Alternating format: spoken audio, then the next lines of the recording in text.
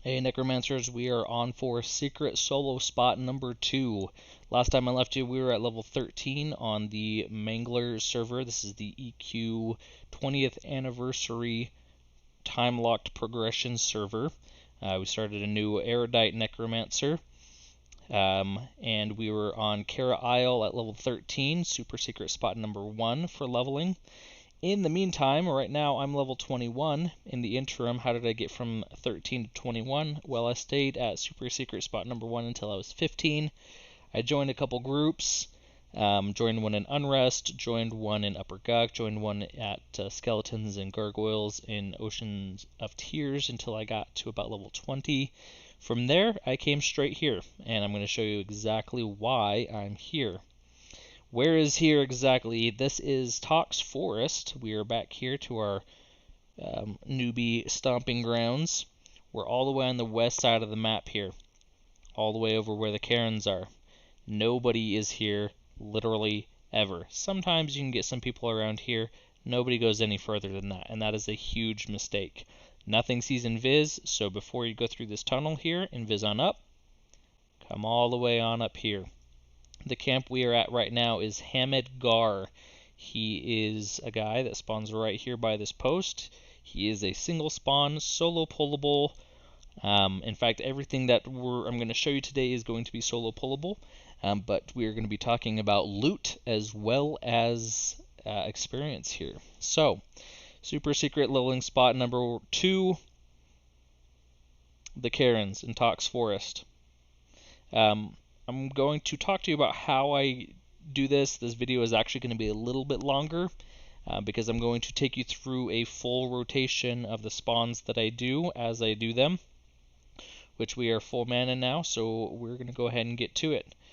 The first thing that we're going to do here is talk about pulling. Now, before you get here, take a look around, see where your spawns are, figure out what you're doing. This is the guy I'm going to pull right here. These guys have a crazy huge aggro radius. I've got my buff bar on the way, which is why it's not letting me click. There we go. Karen and Gazi Shaman. I'm going to stay here almost the entire time. If I get things cleared out, I'll show you a little bit more around the area, but I'm kind of leaving that to you. What we're going to do is target our guy. We're going to hit pet attack. As soon as we get our swords for showing that we're in combat, we're going to spam back. And just like that, we've got a solo mob. That is how we're going to do all of our pulling here. I use very few spells here. I use a Heat Blood. I use a Clinging Darkness. Not Engulfing Darkness, I use Clinging Darkness. That's kind of important. And then I use Shadow Vortex to boost my AC, and then I'm going to sit, which is going to bring them over to me. And then I'm going to start attacking. We're going to talk about what I use for gear and why I start attacking instead of just letting my pet tank. Now, I can let this guy go burn all the way down, and I think I will for this one, with just these dots and auto attack. That's going to keep my mana high. If I was concerned about my life here, I would life tap to keep that up. If my mana was a little bit lower, I would life tap to keep it up for Allure of Death. Okay, the next mob that we're going to do is actually a gorilla, and he is on the other side. He always spawns here, so this time we're going to do a little bit of a kind of cheating. Not really cheating, it's in the game. So we're going to do /targ a underscore Karen underscore gorilla. Now, as we have this, we need to make super certain that we're not targeting these gorillas. That would be very, very bad. You shouldn't, because this one over here is a lot closer. Like I said, he's just on the other side of the hut. Wow, that really took me down here. That's okay. We're going to do the same thing. Pet attack. He's going to go after him. Watch right here till this turns into swords.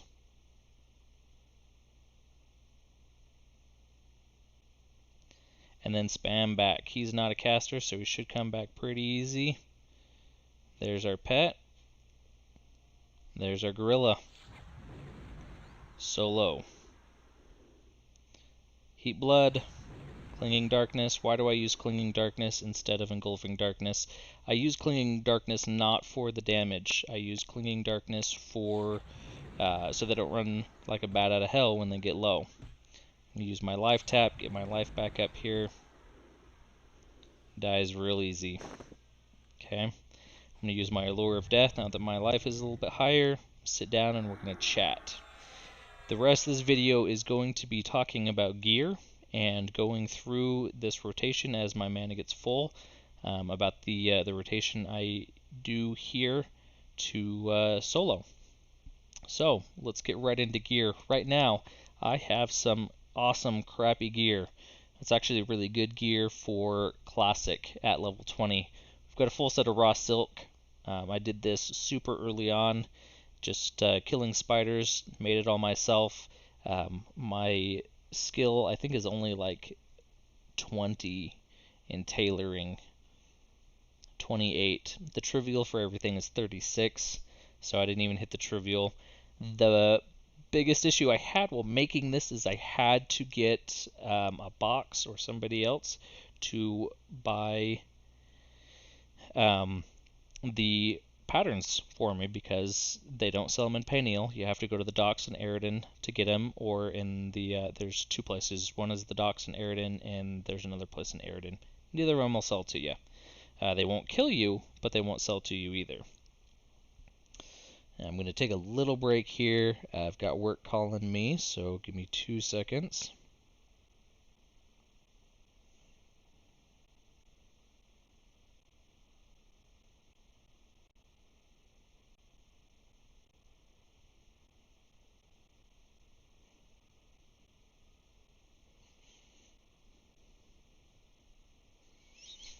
Okay. Where were we? We're talking about silk and patterns. So you do have to get a box to get your silk. Now, in Payneal in your starting area, there's a level 3 or 4 skeleton named Nocklin's Pet, and he drops a bone. It's not this weapon, but he drops a bone that looks like this, and at level 15, not a level before, you can go talk to Nocklin Sarah. He's there in the Payneal newbie area as well. Hand him that bone, and this is what he gives you. This is mana 10. That's the equivalent of 1 intelligence. Sicken does 11 points of damage at my level. I think at 15 it does 10. Might do 9 or 8. Still a great weapon to have, not only for the extra mana, but the extra dot that procs as well. Mana is full, so we are going to go and find us another mob here. I don't love coming around here. There's a bunch of kobolds here that you can kill.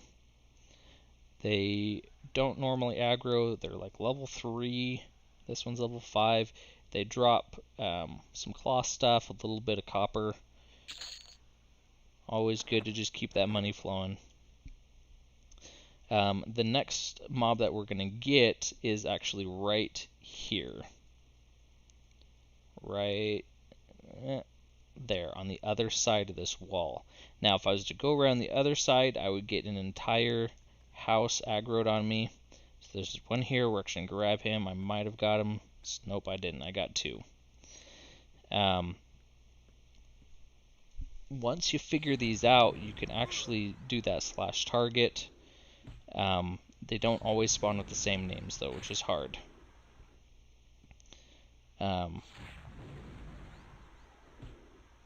And you don't want to just guess because you're likely to get something in one of these huts that will then pull a bunch of mobs. We're not pulling out of the huts.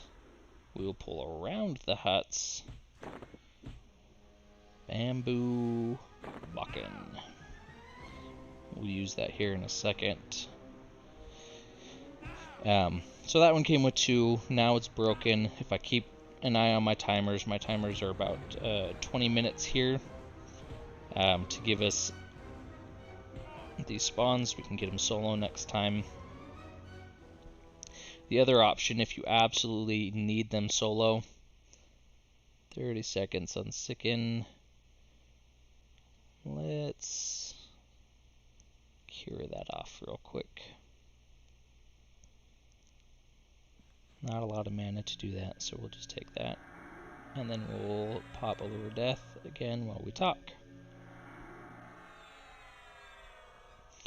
Alright.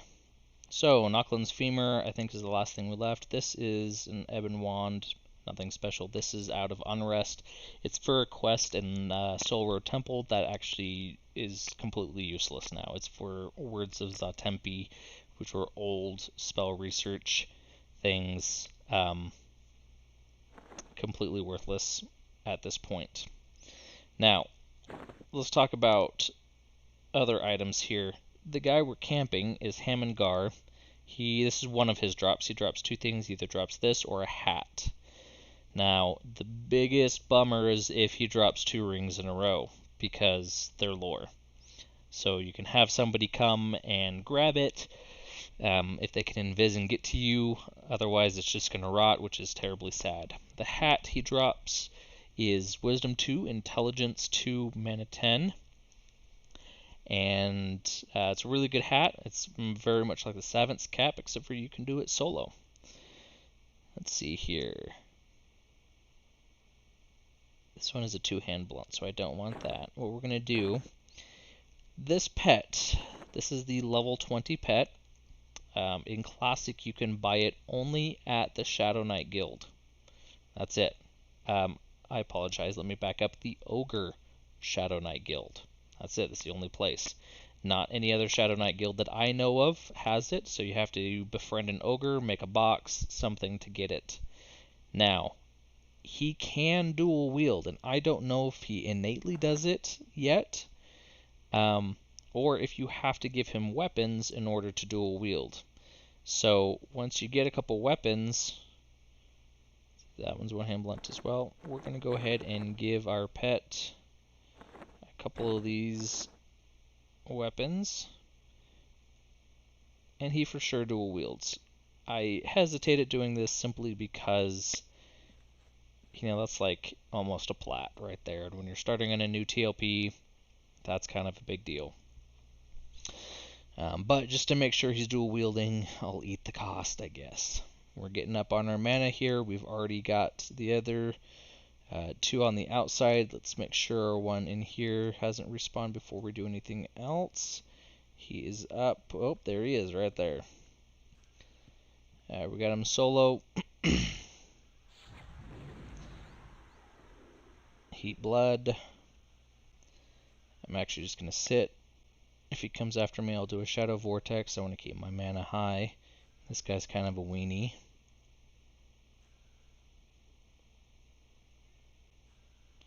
Watch your pet's health there.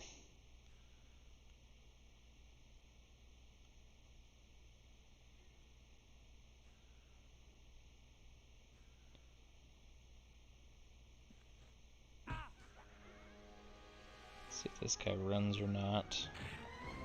Doesn't look like he is. Awesome. Didn't even run. So that should be all of the ones around here. We've still got about 3 to 5 minutes on our named guy. So we're going to pull this guy here. Now, like I said, there's 3 mobs in this this little hut, so we are going to use our pet pulling. So we do pet attack, wait for our swords, pet back, and start casting. This guy's white, so I am going to use just about everything.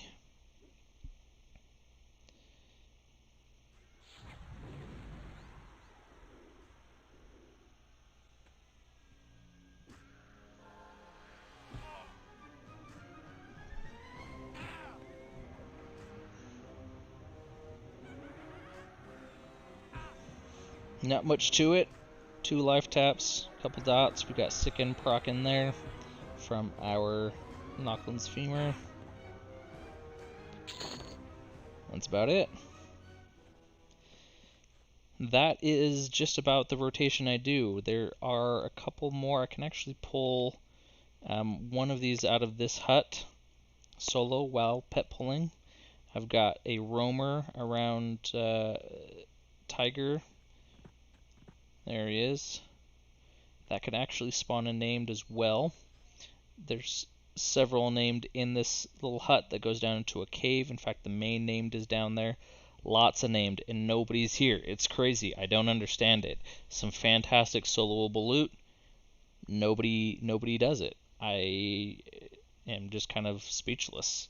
I don't understand why nobody does this.